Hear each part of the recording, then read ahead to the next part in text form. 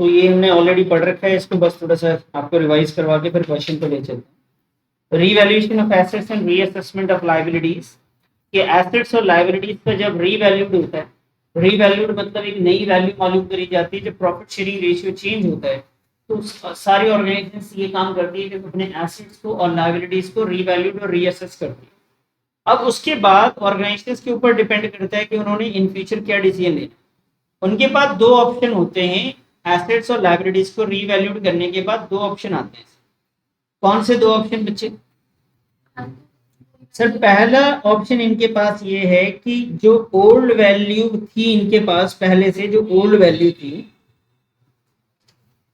Old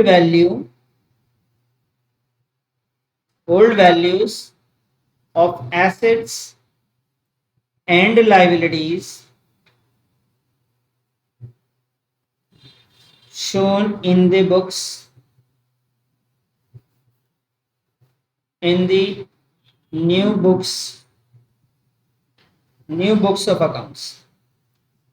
भाई एक option ये है इनके पास कि जो इनके पास पुरानी वैल्यू एसेट्स और लायबिलिटी की थी उसी वैल्यू को वो नई बुक ऑफ अकाउंट्स में लिखेंगे। न्यू बुक्स ऑफ अकाउंट्स का मतलब है नई बैलेंस शीट में ये दिखाना चाहते हैं जो ओल्ड वैल्यू है उसी वैल्यू को ये नई बैलेंस शीट में भी दिखाएंगे। एक तो इनके पास ये रास्ता है। दूसरा, क्योंकि वैल्यू चेंज हुआ है तो ये डिसीजन ये भी ले सकते हैं कि जो रिवाइज्ड वैल्यू है, जो नई वाली वैल्यू आई, रिवाइज कह लीजिए या new value shown in the books of accounts, in the books of accounts, इसका मतलब है कि जो रिवाइज्ड वैल्यू इनके पास आया है उसको ये अपने बुक्स ऑफ अकाउंट्स में दिखाएंगे। बुक्स ऑफ अकाउंट्स बोले तो बैलेंस शीट में दिखाएंगे। तो दो ऑप्शन है कि आपने एसेट्स और लायबिलिटी को रिवैल्यूएट कर दिया, ठीक है जी, कर दिया हमने। रिवैल्यू करने के बाद हमने ये डिसीजन लिया कि पुरानी वैल्यू को नई बैलेंस शीट में दिखानी है, पुरानी वैल्यू को नई बैलेंस शीट में दिखानी है। ये जो पुरानी वैल्यू है इसी को हम नई बैलेंस शीट में दिखाएंगे, या फिर हम नई वाली वैल्यू को नई वाली बैलेंस शीट में दिखाएंगे।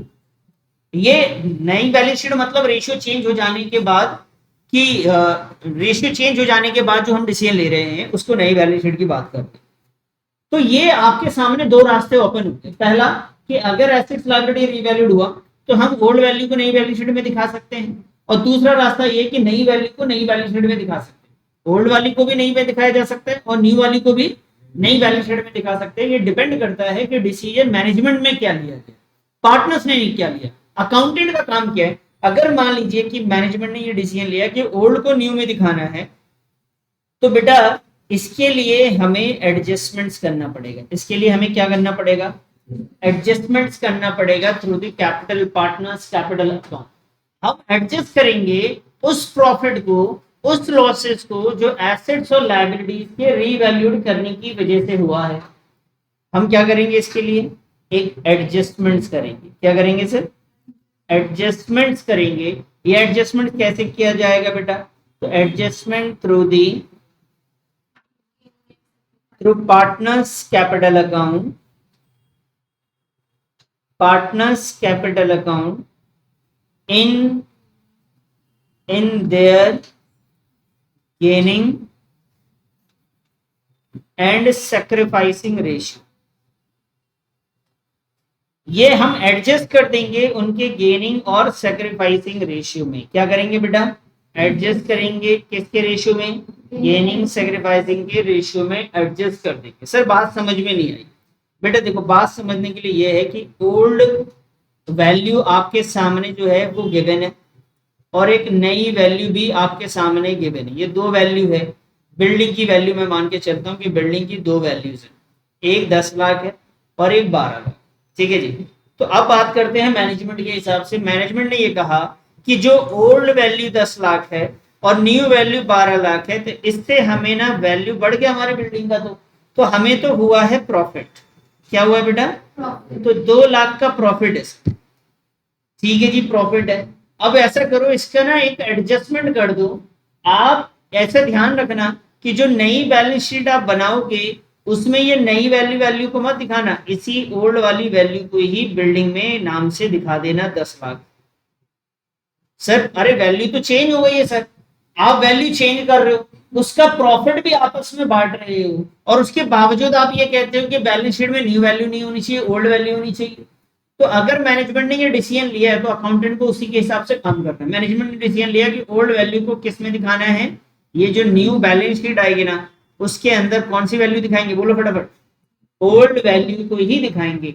तो मैनेजमेंट को क्या करना पड़ेगा, ये जो 2 लाख रुपए ना, ध्यान से समझिए, कितना, 2 लाख, इस 2 लाख रुपए के लिए एक एडजस्टमेंट एंट्री पास करनी पड़ेगी। उस 2 लाख के लिए, 10 लाख के लिए नहीं, 12 के लिए नहीं, जो प्रॉफिट हुआ है उस 2 लाख के लिए कौन सी एंट्री पास होगी, एडजस्टमेंट एंट्री पास करी जाएगी through the partners capital account. और वो किस रेशियो में होगा बेटा, वो होगा gaining and sacrificing ratio. Sir उसकी एंट्री हम कैसे करेंगे, कैसे वो एडजस्टमेंट एंट्री पास होगी, तो देखो हम जर्नल एंट्री लिखेंगे, gaining partners capital account debit to sacrificing partners capital account. हम ये जर्नल एंट्री पास करेंगे, लेकिन बेटा हम ये जर्नल एंट्री पास करेंगे, लेकिन ये जर्नल एंट्री कब करेंगे, ये जर्नल एंट्री करेंगे जब हमें रेशियो चेंज हो जाने से, एसेट लायबिलिटी को चेंज करने की वजह से जो रिवैल्यूड करेंगे उसमें प्रॉफिट होगा, तब ऐसा करेंगे। जैसे इसमें 2 लाख 10 की जगह वैल्यू कितनी हो गई थी मेरी, 12 लाख, कितना प्रॉफिट था, इस 2 लाख के लिए हम ये जर्नल एंट्री कर देंगे। लेकिन सर अगर लॉस हो जाए, मान लो बिल्डिंग की वैल्यू बढ़ नहीं रही हो, बिल्डिंग की वैल्यू कम हो रही हो, कुछ नहीं हो रहा, हाँ जी बच्चे, अगर मान लीजिए कि एक बिल्डिंग की वैल्यू इसमें हमारे एग्जांपल के हिसाब से बढ़ गया था, लेकिन ऐसा मान लेते हैं कि घट जाए, नुकसान हो जाए, तो बेटा अगर नुकसान हो जाएगा तो ये जर्नल एंट्री रिवर्स आप कर देंगे। आप एंट्री क्या करेंगे, सैक्रिफाइसिंग पार्टनर्स को डेबिट कर देंगे, सैक्रिफाइसिंग पार्टनर्स कैपिटल अकाउंट क्या हो जाएगा आपका, ये डेबिट हो जाएगा, और to gaining partners capital account हो जाएगा। ये जर्नल एंट्री हम लोग हमेशा करते थे, जब जनरल रिजर्व को भी एडजस्ट करते थे तो यही एंट्री होती थी, प्रॉफिट एंड लॉस को भी एडजस्ट करते थे तो यही एंट्री करते थे, गुडविल में भी हम लोग यही जर्नल एंट्री करते हैं, गेनिंग डेबिट टू सैक्रिफाइसिंग। तो ये वाली एंट्री कब होगी, जब कंपनी को रीवैल्यूएशन की वजह से क्या हो रहा हो, लॉस। समझ में आई बात, वापस से आइए। सर अगर मैनेजमेंट ने रीवैल्यूएशन किया अपने एसेट्स और लायबिलिटी का, क्या किया, रीवैल्यूएशन किया, किस चीज का, एसेट्स और लायबिलिटीज का रीवैल्यूएशन किया, ऐसी सिचुएशन में उन्होंने ये डिसीजन लिया कि अपनी ओल्ड वाली वैल्यू को, कौन सी वाली वैल्यू को, ओल्ड वाली वैल्यू को न्यू वाली बैलेंस शीट में यानी न्यू बुक्स ऑफ अकाउंट्स में दिखाएंगे। तो ऐसी सिचुएशन में हम क्या करेंगे, एडजस्टमेंट करेंगे, और एडजस्टमेंट की जर्नल एंट्री क्या होगी बेटा, gaining partners capital account debit to sacrificing partners capital account. ठीक है जी, प्रॉफिट की सिचुएशन में और लॉसेस की सिचुएशन में कल हमने इसके बारे में डिस्कस किया था। अब आते हैं सिचुएशन नंबर 2 कि सर मैनेजमेंट ने ये डिसीजन नहीं लिया, मैनेजमेंट ने तो डिसीजन ये लिया है कि वो नई वाली बैलेंस शीट को नई बैलेंस शीट में दिखाना चाहते हैं। तब आप क्या करेंगे बेटा, अगर उन्होंने ऐसा डिसीजन लिया कि नई वाली वैल्यू को वो बैलेंस शीट में दिखाएंगे तो हम एक अकाउंट ओपन करेंगे। कौन सा अकाउंट होगा वो, रीवैल्यूएशन अकाउंट। तो ओपन अ रीवैल्यूएशन अकाउंट, एक अकाउंट ओपन करेंगे, ओपन अ रीवैल्यूएशन अकाउंट, एक रीवैल्यूएशन अकाउंट करेंगे ओपन, और इससे जो भी प्रॉफिट लॉस होगा उस प्रॉफिट लॉस को हम डिस्ट्रीब्यूट कर देंगे, किस रेशियो में बेटा, in their old profit sharing ratio में। किस रेशियो में, ओल्ड प्रॉफिट शेयरिंग रेशियो में हम लोग इसको डिस्ट्रीब्यूट कर देंगे। बताइए बात समझ में आ गई आपको, क्लियर है सर। तो हमारे पास 2 ऑप्शन है, पहला ऑप्शन बताओ क्या है, बोलो। पहला ये है कि अगर आप ओल्ड वैल्यू को किस में दिखाना चाहते हैं, नई बैलेंस शीट में दिखाना चाहते हैं, आप अपने बुक वैल्यू में कोई चेंजेस नहीं लाना चाहते, जो पुरानी बैलेंस शीट थी नई balance sheet same to same बनाना चाहते हैं, तो ऐसी सिचुएशन में आपको एडजस्टमेंट करना पड़ेगा। लेकिन आप चाहते हैं कि नहीं जी बैलेंस शीट नया है, नए तरीके से बनेगा, तो इसका तरीका ये है कि आपको जो भी प्रॉफिट और लॉस होता है उस प्रॉफिट लॉस के लिए एक अकाउंट ओपन करेंगे, उसका नाम क्या रखेंगे, रीवैल्यूएशन अकाउंट, और उसमें जाके उस प्रॉफिट को बांट देंगे। बात समझ में आ गई? इसको आप नोट कर लो, जिन लोगों ने नोट नहीं कर रखा है फटाफट, उसके बाद हम सीधा क्वेश्चंस पे आते हैं, फटाफट नोट कर लो।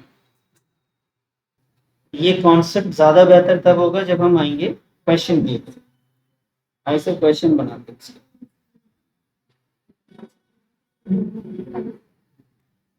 तो क्वेश्चन कल हमने किया था, कोई क्वेश्चन क्या नहीं किया था ना?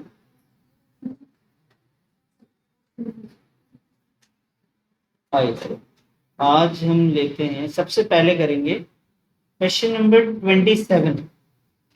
ठीक है, क्वेश्चन नंबर 27 ध्यान दीजिएगा। 27 पे एक बार आप रीड करके देखिए, आपको क्या थोड़ी बहुत बातें समझ में आ रही है।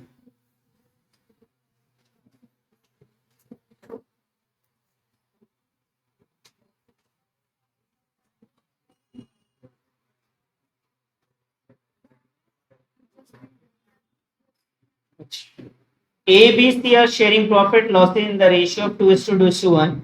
A, B, C तीन पार्टनर है, इनका प्रॉफिट शेयरिंग रेशियो है 2:1। They decided to share the profit with effect from, ठीक है जी। इन्होंने बोला इनका प्रॉफिट शेयरिंग रेशियो 2:1 हो गया विद इफेक्ट फ्रॉम 1 अप्रैल 2023। 1 अप्रैल 2023 से इन्होंने अपना प्रॉफिट शेयरिंग रेशियो चेंज कर लिया, और वो रेशियो क्या हो गया बेटा, 5:3:2 हो गया। अब आगे कहानी समझेंगे। They also decided not to change the value. इन्होंने 1 तारीख को ये डिसाइड किया कि इनका प्रॉफिट शेयरिंग रेशियो चेंज हो गया, पहले था 2:1, अब हो गया 5:3:2। और they also decided not to change the values of assets and liabilities। ये कह रहे हैं कि ये अपने assets और liabilities की वैल्यू को चेंज करना नहीं चाहते।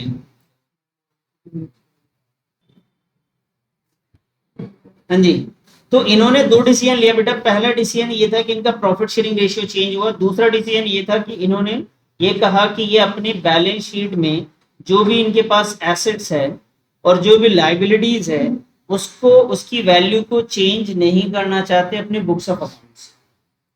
इसका मतलब ये हुआ कि जो इनके पास ओल्ड वाली बैलेंस शीट थी और ये जब नया बैलेंस शीट ये बनाएंगे, इन दोनों में वैल्यू क्या होनी चाहिए, एसेट्स और लायबिलिटीज की वैल्यू सेम होनी चाहिए, ऐसा ये कह। ठीक है सर। आगे इन्होंने बोला था book value and revised value. जो बुक वैल्यू मतलब पुरानी वाली वैल्यू जो गिवन है ओल्ड बैलेंस शीट की, एंड रिवाइज्ड वैल्यू नई वाली value of assets and liabilities, assets और लायबिलिटी की जिस दिन प्रॉफिट शेयरिंग रेशियो चेंज हुआ था उस दिन का आपके सामने रख दिया इन्होंने। ये है इनका बुक वैल्यू और ये है बेटा इनका रिवाइज्ड वैल्यू। अब देखिए बुक वैल्यू में मशीन की कीमत, पहले मशीन कितने रुपए की थी बच्चे, 2,50,000 की। अब मशीन कितने की हो गई है, 3 लाख की।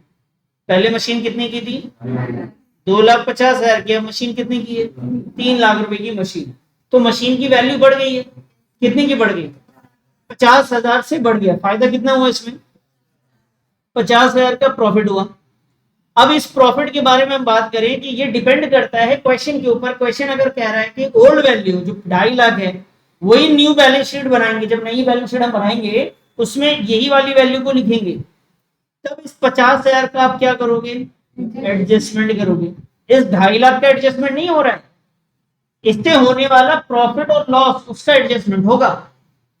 तो बेटा इस 50,000 का एडजस्टमेंट करना पड़ेगा। सर अगर ये क्वेश्चन अगर ये कहता है कि न्यू वैल्यू पे दिखाएंगे बैलेंस शीट में, तो हम एडजस्टमेंट ना करके इसके लिए हम 50,000 के लिए क्या बनाते, रीवैल्यूएशन अकाउंट बनाते। देखो प्रॉब्लम तो उस 50 की ही है, उस जितना प्रॉफिट हुआ उस प्रॉफिट का क्या करना है, एडजस्ट करना है या रीवैल्यूएशन के थ्रू उसको डिस्ट्रीब्यूट कर देना है। तो हमें एडजस्टमेंट चुना है, हमने इसलिए चुना है क्योंकि ये ओल्ड वैल्यू को ही क्या चाहते हैं, ये न्यू बैलेंस शीट में चाह रहे हैं।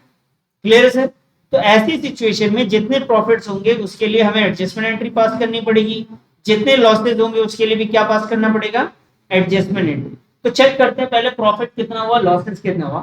तो मशीन में आप देखिए पहले 250 था, 3 लाख का हो गया, मेरे हिसाब से इसमें 50,000 रुपए जो है ना प्रॉफिट है। कंप्यूटर्स की वैल्यू पहले 2 की थी, अब 75,000 रुपए हो गई, तो 25,000 रुपए का क्या हो गया इसमें बेटा, लॉस। ध्यान से सुनो। क्रेडिटर्स, पहले क्रेडिटर कितने का था, 90,000 का, अभी क्रेडिटर कितने का है, तो लाइबिलिटी कम हो गया, फायदा नुकसान, फायदा, लाइबिलिटी कम हो गया, फायदा नुकसान। अरे कर्ज आपके ऊपर जितना था वो कम हो गया तो फायदा ही है ना। कितने का फायदा है इसमें, 15,000 रुपए का इसमें प्रॉफिट हुआ। आउटस्टैंडिंग एक्सपेंसेस, ये भी कर्ज है 15,000 रुपए का, अभी कितना चुकाना पड़ेगा, तो सर कितने का नुकसान, 10,000 का नुकसान। तो ये सारे प्रॉफिट लॉसेस एक साथ निकाल लेंगे जब भी एडजस्टमेंट एंट्री करते हैं। आपने पहले भी पढ़ा था, जनरल रिजर्व, एडवर्टीजमेंट, सस्पेंस वगैरह का एडजस्ट किया था। तो ये प्रॉफिट है, ये भी प्रॉफिट है, और ये दोनों क्या है बेटा हमारे लिए। इससे हमें पता करना नेट कितना बचा। ठीक है जी, जितना जैसे बच्ची ने बताया 30, तो 25 और 15 प्लस पे थे, ये तो हो गए 65,000, और 25 और 10 35,000 पे ये माइनस कर देंगे, आप कितना बचेगा 30,000। ये 30,000 रुपए के लिए आपको एक एडजस्टमेंट एंट्री पास करनी पड़ेगी। क्या करना पड़ेगा, एडजस्टमेंट एंट्री। तो सर इसे बनाएंगे कैसे, इस पे अब ध्यान देते हैं। आइए, सबसे पहले क्वेश्चन के हिसाब से उन्होंने बोला एडजस्टमेंट एंट्री करनी है, तो आपको जर्नल एंट्री के लिए स्पेस छोड़ना पड़ेगा और वर्किंग नोट बनानी पड़ेगी। ये जर्नल एंट्री का मैं फॉर्मेट आपके सामने रख रहा हूं। ये जर्नल एंट्री के लिए मैं स्पेस छोड़ देंगे हम, और चलेंगे सर हम लोग वर्किंग नोट की तरफ। किधर चलेंगे सर, वर्किंग नोट्स की तरफ।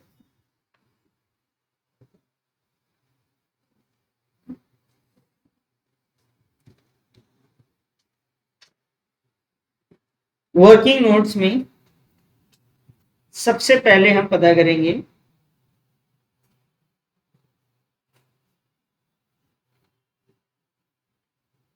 Net effect of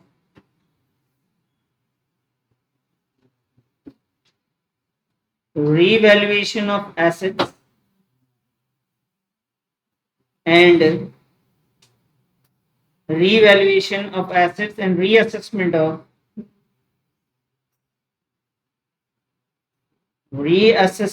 of liabilities।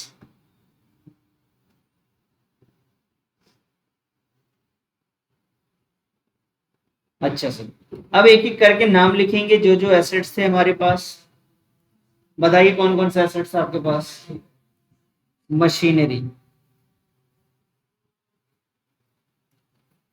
दूसरे एसेट्स का नाम बोलिए,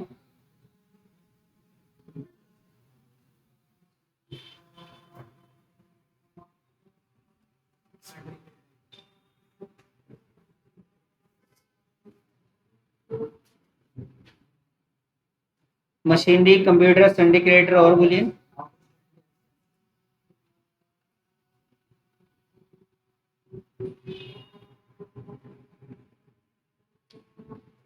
मशीनरी। ये 4 ही आइटम थे हमारे पास में। मशीन की वैल्यू बताइए, बढ़ रहा था या घट रहा था, बढ़ गया था, कितना बेटा, 50,000 का हमें यहाँ फायदा हुआ था। कंप्यूटर की वैल्यू कम हो गई थी कितने से, 25,000 का हमें ये नुकसान हुआ था। क्रेडिटर में अपने को कितने का फायदा हुआ था, 15,000 रुपए का। और आउटस्टैंडिंग में कितने का नुकसान हुआ था, तो ये नेट इफेक्ट कितना आया सर, ये आ गया जी आपको 30,000, ये आ गया नेट इफेक्ट। बताइए बात समझ में आ गई आपको, नेट इफेक्ट। अब क्या करें सर, ये कर लिया आपने।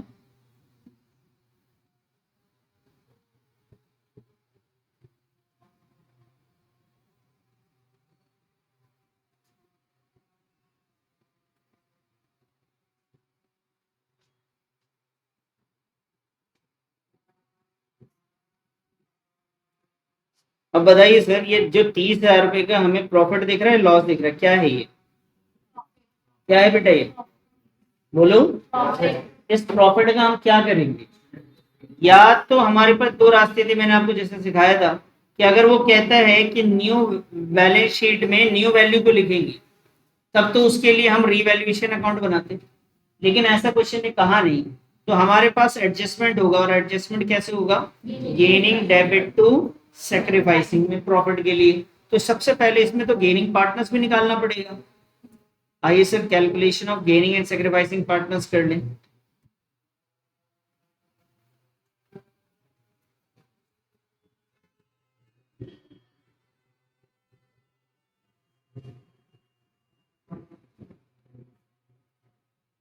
Calculation of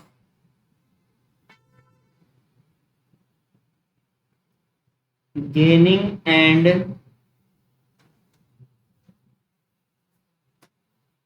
sacrificing partners।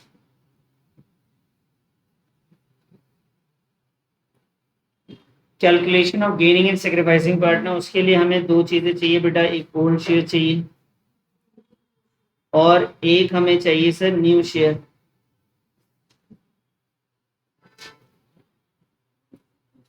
अब इसमें पार्टनर्स के नाम क्या थे बेटा? ए, बी एंड सी। चलिए सर इसके पे आ जाते हैं। ओल्ड रेशियो की अगर बात करूं मैं तो ओल्ड है 2:2:1, 2/5, 2/5 एंड 1/5। और अगर हम न्यू रेशियो की बात करें तो न्यू रेशियो कितना है बेटा? 5:3:2, 5:3:2, 5/10, 3/10 एंड 2/10। देखो आपको एलसीएम आता है, बहुत अच्छी बात है, एलसीएम से कीजिए। अगर एलसीएम नहीं आता है तो क्रॉस मल्टीप्लाई भी आप कर सकते हैं। तो मैं एक स्टेप मेरा बढ़ जाता है क्रॉस मल्टीप्लाई करने से। 50, 20, 25 माइनस का 5/50, सही है ना? यहाँ 50, 20, 15, 5/50। इसकी बात करें अगर हम तो इसका तो नहीं लगता। तो इसमें दो पार्टनर है, जो ये गेन कर रहे हैं और एक क्या कर रहे हैं? सेक्रीफाइस कर रहे हैं।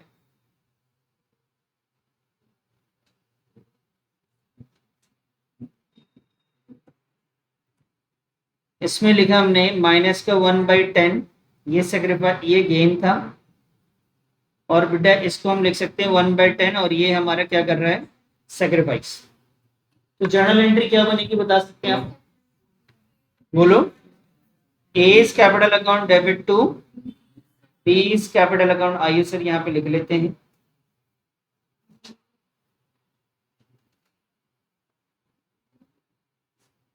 लिखेंगे बेटा A is capital account debit